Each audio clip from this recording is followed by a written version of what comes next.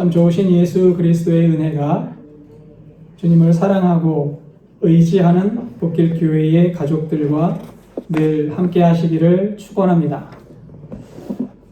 요 몇 년 제가 존경하던 목사님들이 하나님 품으로 돌아가시거나 은퇴하시는 모습을 보면서 제가 참 마음이 무거워짐을 느끼고 있습니다. 이제 세상이 스승이 없는 시대가 되어 가는구나 라는 생각을 하게 됩니다. 스승이라고 할 만한 분들이 뒤로 물러나고 그 자리를 어떤 사람들이 채울지를 걱정하는 것은 비단 저만의 근심은 아닐 겁니다. 오늘의 본문도 지도자와 교우들의 마음가짐과 삶에 관한 이야기를 적고 있습니다. 오늘 본문을 통해서 교회에서 참다운 지도자의 모습은 어떤 모습이어야 하는지를 생각해 볼 겁니다. 또 평신도들이 가져야 하는 마음과 모습이 어떠해야 하는지도 살펴보도록 하겠습니다. 이 시간 말씀에 비추어서 나의 모습을 살피는 시간이 될 수 있기를 진심으로 기원합니다. 1절부터 읽겠습니다. 너희 중 장로들에게 권하노니 나는 함께 장로된 자요 그리스도의 고난의 증인이요 나타날 영광에 참여할 자니라. 교회가 공동체로 존립하기 위해서는 어떤 형태로든지 조직이 있어야 합니다. 목회자와 평신도라던가 또는 남신도회, 여신도회 같은 이런 조직이 있어야 교회가 잘 운영이 될 수 있습니다. 바울도 소아시아에 교회를 세우고 교회들마다 장로들을 세워서 평신도들을 돌보도록 했습니다. 나름의 조직을 만든 거예요. 이렇게 초대교회에도 원시적이지만 교회 조직이 있었습니다. 하지만 그 조직은 오늘날 교회의 조직과는 그 체계가 사뭇 다르다고 할 수 있습니다. 그러니까 오늘 본문에서 말하는 장로라는 직분은 현대의 교회를 섬기는 장로님들과는 그 의미가 다르다고 하겠습니다. 장로라고 번역된 헬라어는 나이가 많다는 의미의 프레스부테로스라고 합니다. 좀 더 나이가 많은 이라는 뜻이에요. 그러니까 장로라고 하면 나이가 더 많은 사람이라는 뜻입니다. 당시에 교회를 맡아 감독하고 지도하는 책임을 맡은 어른들이 있었을 것이고 평신도들은 이 어른이라고 불리는 사람들의 지도를 받으면서 신앙생활을 했습니다. 이렇게 교인들을 지도하고 돌보는 일을 담당했던 사람들, 그 사람들을 장로라고 칭했고 이들이 교회를 이끌고 돌보는 지도자의 역할을 담당하고 있었던 겁니다. 베드로 사도는 교회가 재구실을 하기 위해서 교회의 지도자와 평신도들이 각각 어떤 마음가짐과 자세를 가져야 하는지를 편지를 써서 보내고 있는 겁니다. 베드로 사도는 먼저 교회의 지도자들에게 권면의 말을 전하고 있습니다. 나도 장로인데 당신들 장로들에게 권면을 하고 있습니다. 라고 이야기하는 겁니다. 장로로서 장로에게 권면할 이야기가 있다라고 말합니다. 여러분, 베드로 사도가 장로입니까? 베드로 사도는 사도입니다. 예수 그리스도의 수제자이기도 합니다. 그럼에도 베드로 사도는 자신이 사도라는 사실을 강조하지 않습니다. 사도임에도 나도 장로입니다. 나도 당신들과 똑같은 사람입니다. 라고 말하고 있는 겁니다. 오히려 다른 사람들과 나도 똑같다고 이야기하면서 베드로 사도는 다른 것을 강조합니다. 뭐냐면 나는 그리스도의 증인입니다. 나는 예수님 재림의 때 영광에 참여할 사람입니다. 라고 말하고 있는 겁니다. 베드로는 자신의 신분이나 세상적인 경험을 자랑하지 않습니다.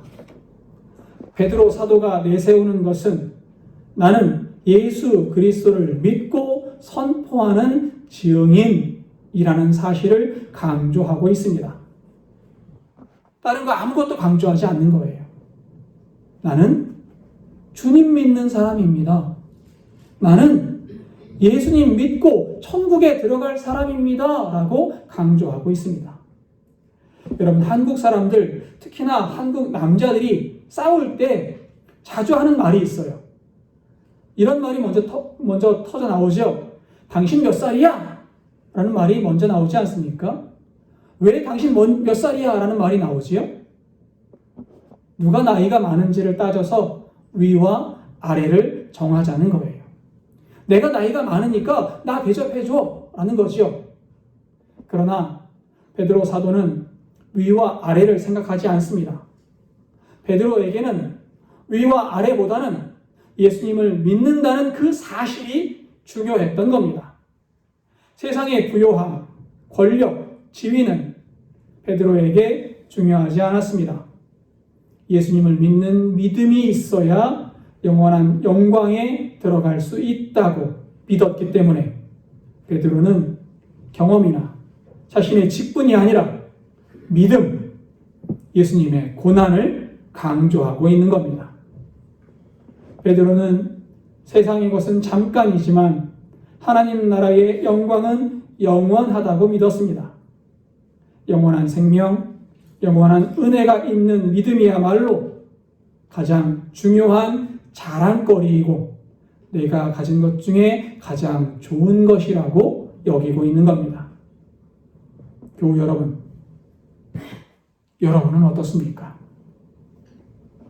우리의 가장 큰 자랑은 무엇이라고 여기고 계십니까? 예수님 믿는 믿음을 자랑하시기 바랍니다. 예수님 믿고 영원한 영광에 참여한다는 사실이 가장 큰 자랑이 되시기를 진심으로 기원합니다. 베드로 사도는 사도가 아닌 주님을 믿는 믿음의 사람으로서 교회의 지도자들에게 이렇게 권면합니다. 2절입니다.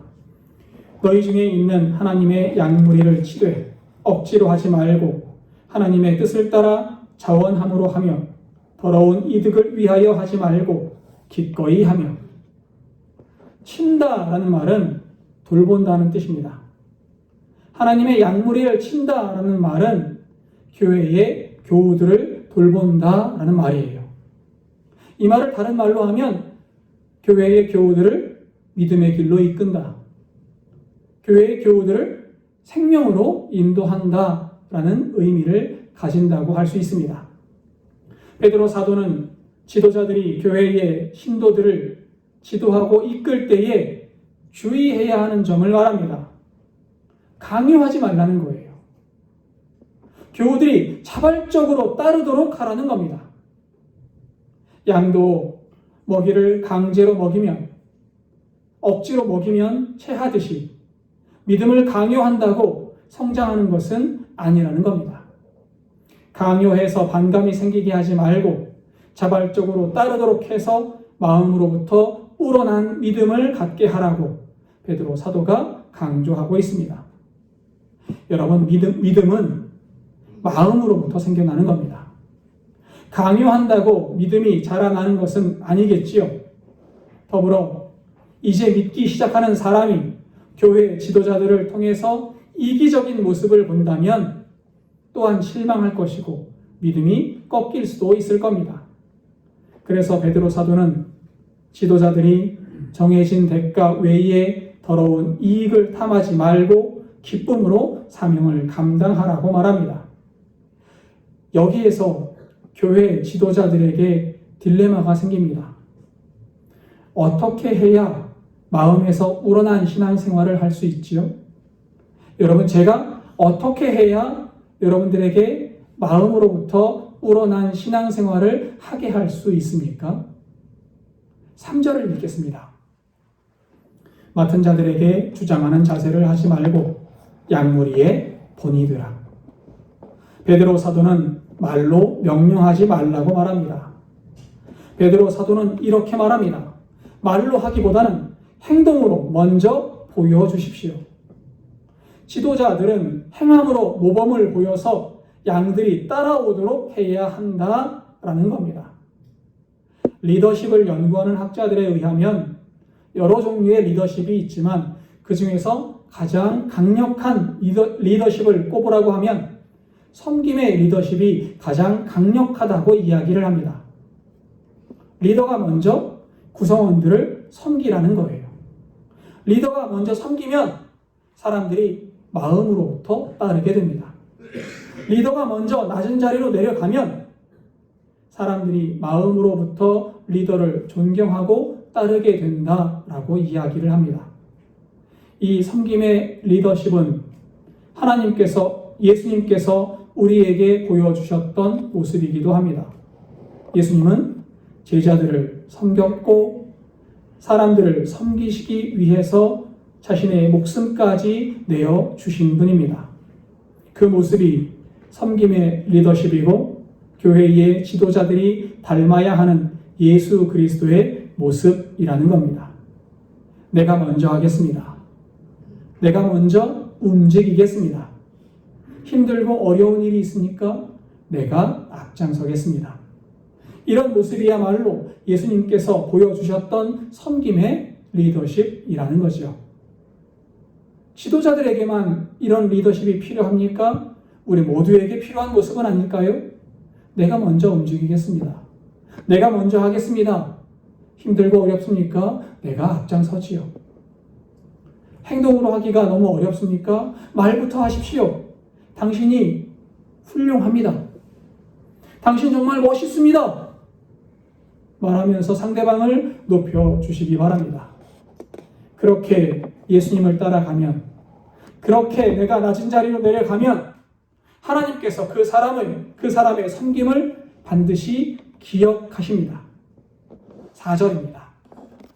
그리하면 목자장이 나타나실 때에 시들지 아니하는 영광의 관을 얻으리라.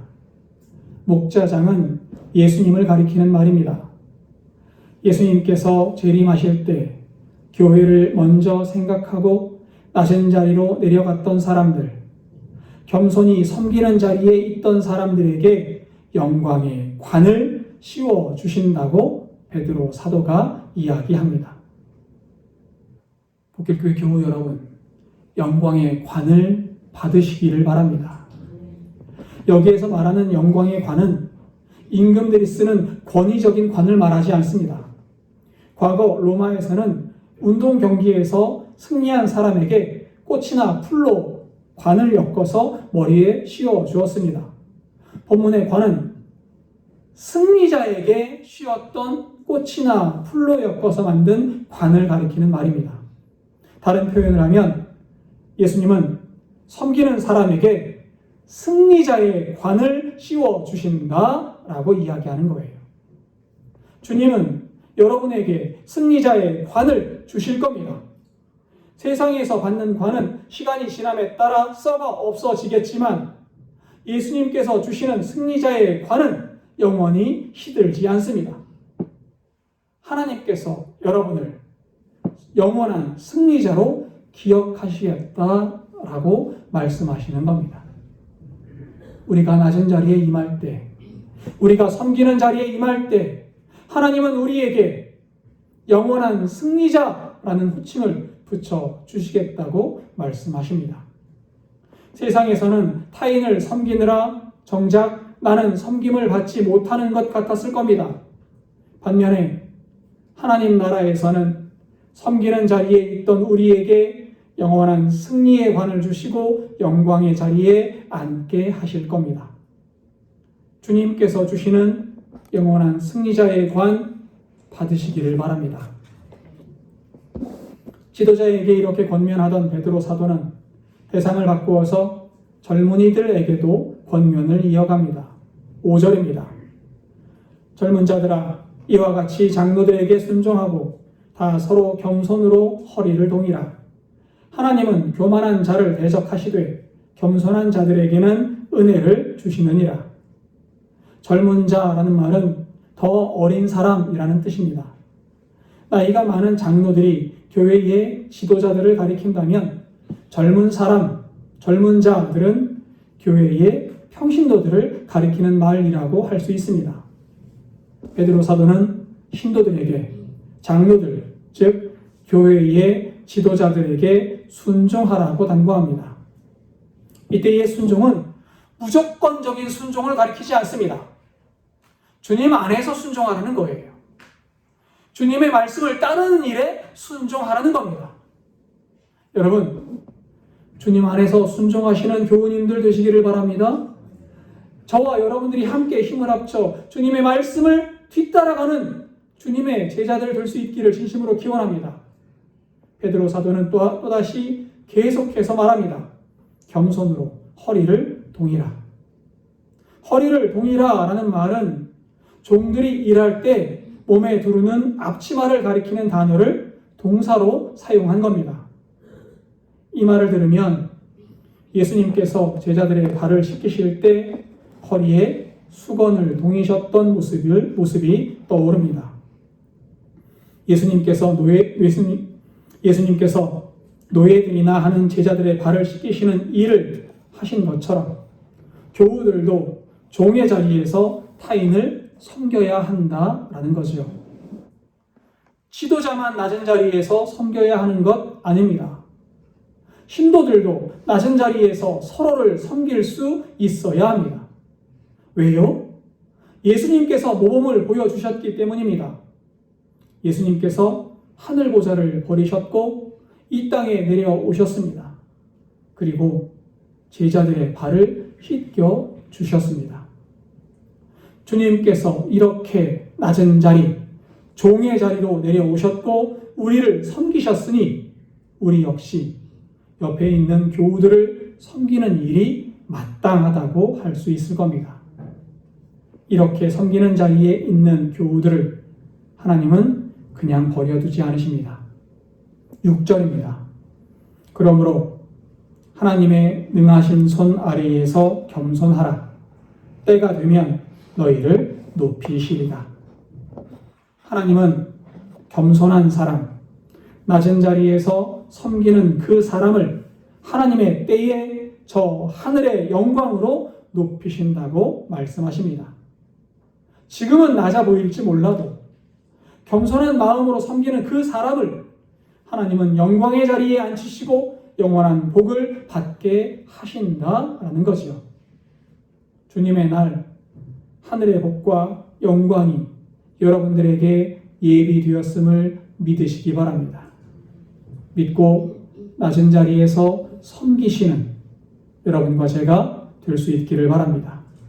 여러분, 주님께서 우리를 위해 하늘의 복을 예비하셨으니 세상의 시선, 세상의 손해를 염려하지 마십시오.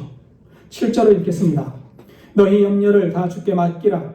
이는 그가 너희를 돌보심이라. 사실 교회에 다닌다고 염려와 걱정이 사라지는 것은 아닙니다. 저도 걱정이 있습니다. 여기 앉아 있는 모든 분들도 다 근심과 염려가 있을 겁니다. 때로는 내 앞에 무슨 일이 생길까 걱정합니다. 때로는 내가 이렇게 행동하면 사람들이 나를 어떻게 생각할까 걱정하기도 합니다. 세상을 사는 동안 우리는 염려와 걱정 속을 살아갈 수밖에 없습니다. 이렇게 염려, 걱정을 안고 사는 우리에게 베드로 사도가 권면합니다. 모든 염려, 걱정을 하나님께 맡겨드려라 라고 말입니다. 하나님은 우리를 사랑하시는 분이시죠. 믿으십니까? 또한 하나님은 온 우주를 주관하시는 분이십니다. 믿으십니까? 나를 사랑하시고 온 세상을 주관하시는 하나님께서 나를 선한 길, 복된 길로 이끄실 줄 믿습니다. 여러분, 내가 걱정한다고 상황이 달라지지 않습니다. 내가 걱정한다고 환경이 변하지 않습니다. 그러나 주님께 맡겨드리면 주님께서 나를 인도하시고 나에게 샬롬을 주실 겁니다. 나의 모든 걱정, 근심 주님께서 다 떠안으시고 나에게는 하늘의 평안만, 하늘의 은혜만 허락하실 줄 믿습니다. 대신 우리가 힘써야 하는 일이 있습니다.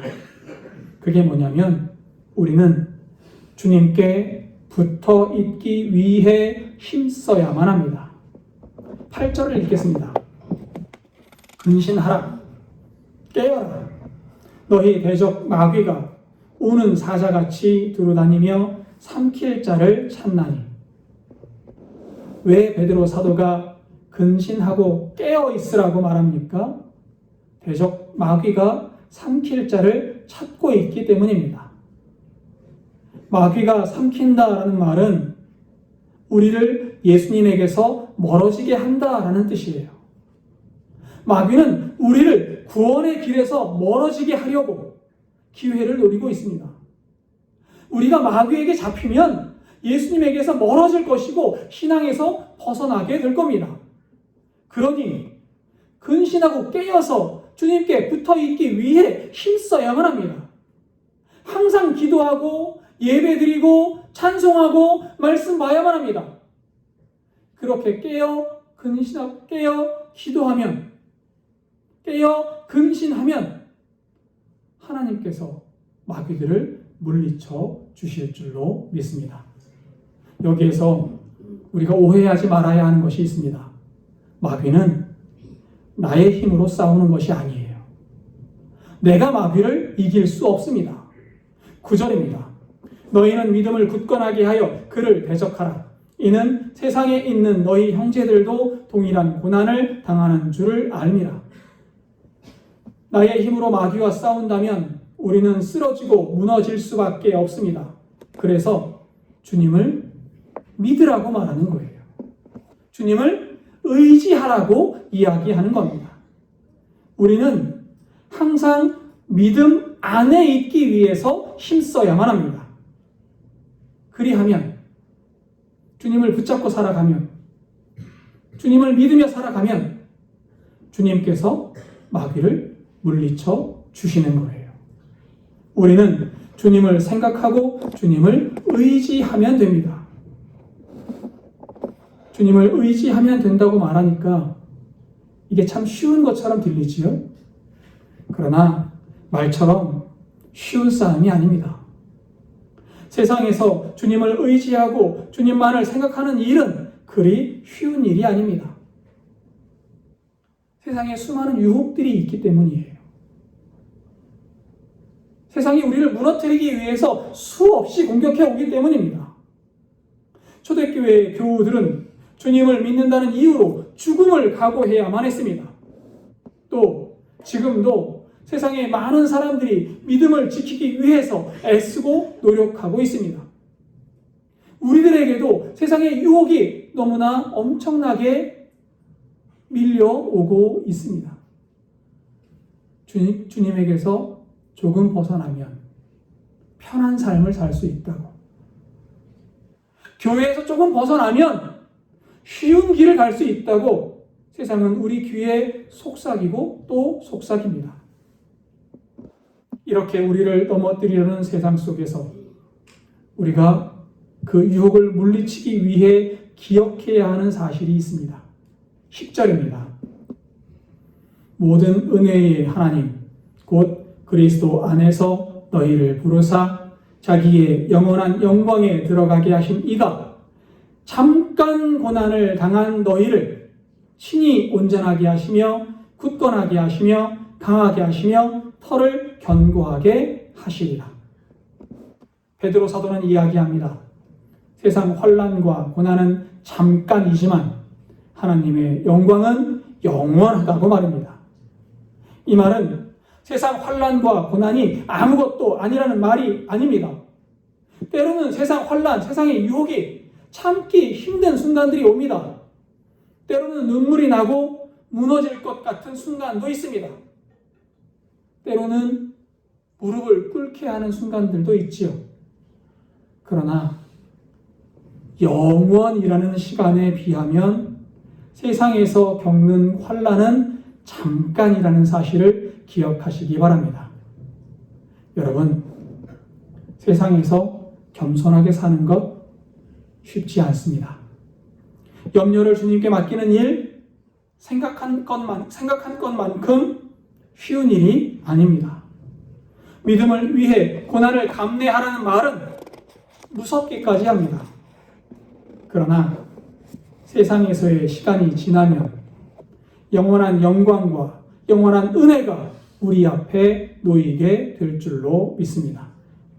세상 어려움을 참고 견딘 믿음의 사람들, 세상의 환난을 이긴 주님의 백성을 예수님께서 온전하게 하시고 굳건하게 하시고 강하게 하시고 털을 견고하게 하신다고 베드로 사도는 강조해서 이야기하고 있습니다.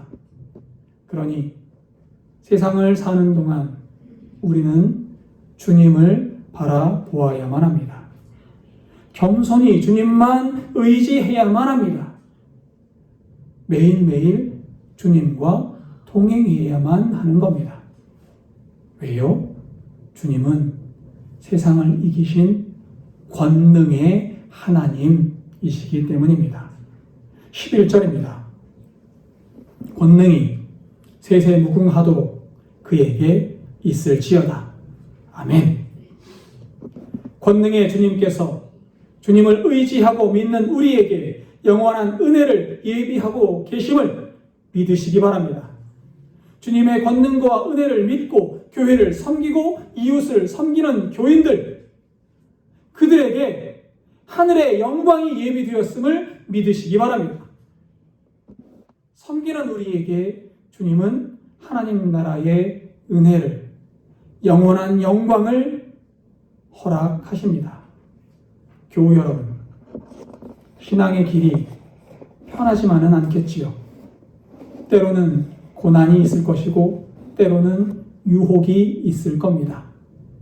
그러나 고난과 유혹을 이긴 사람에게는 하늘의 영원한 영광이 기다리고 있습니다. 하늘의 영원한 영광, 은혜를 기억하면서 섬김의 자리로 먼저 나아가는 여러분과 제가 될 수 있기를 바랍니다. 이 땅의 유혹과 환난은 잠깐이지만 하늘의 영광과 은혜는 영원함을 기억하십시오. 겸손하시고 깨어 주님 붙드시기를 바랍니다. 잠깐의 고난 뒤에 영원한 영광이 준비되어 있습니다. 이 믿음으로 오늘도 주님의 뒤를 따라가는 주님의 백성들 되시기를 진심으로 기원합니다. 기도하겠습니다.